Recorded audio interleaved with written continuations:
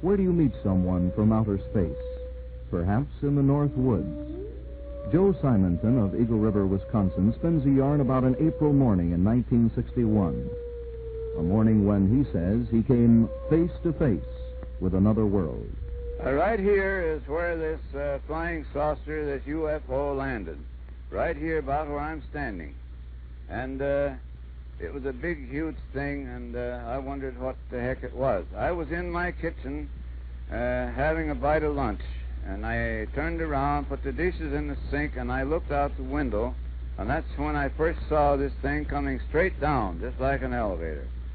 And first I thought the roof went off of my house, and I thought, no, the roof is green, and this is bright. What the heck is it? So I rushed out to see what it was, and by that time there was a hatchway opening up in the top of it, just like the trunk of your car. And in there stood a little man. I say a little man, about 5 foot tall, holding up a jug or a container, and he motioned he wanted to drink. He motioned for water. So I walked up to him to get this jug, and I looked at his eyes, and they were so penetrating that I had to look away. So I went to the basement to get this water, and I thought, well, they want water, so I'll take it up to them and see what happens. And with that, I brought the water up, and he was looking at me when I first came out of the basement. But I didn't look at his face until I got right up to him. Then I looked up, and I handed the jug up with both hands, and I had that same look in his eyes, a sort of a penetrating look. And when he took the water, I balanced myself with this hand against the machine, and I stepped back a few steps. And then with that, he set the jug down, and he gave me a salute with the back of his hand, a gesture of thanks, I presume. And then, well, I gave him my salute. What am I going to do? So I noticed this little man, same size of a man, right to the right side of the hatchway, cooking these pancakes, which I have one here yet. He was frying these pancakes, and I pointed to him and made a gesture like eating. I thought maybe I'd get a conversation out of him. Nobody was saying anything.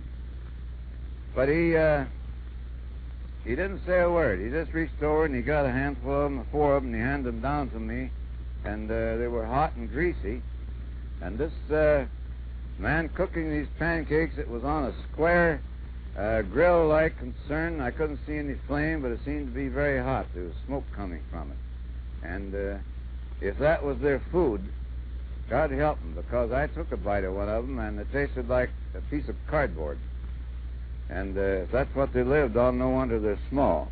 And with that, he reached up and he closed this hatch with a heavy thud click like when it latched. And you couldn't a bit more see where that hatch was than you could see a hole in my hand. And with that, the thing started to raise just like it came down. Everything was timed perfect. It went up about 20 feet. It tilted at 45 degrees straight south and shot off. And within 2 or 3 seconds, it was out of sight.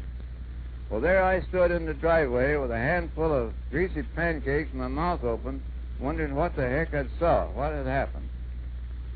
It is outside the realm of the Air Force to pass judgment on Mr. Simonton's case.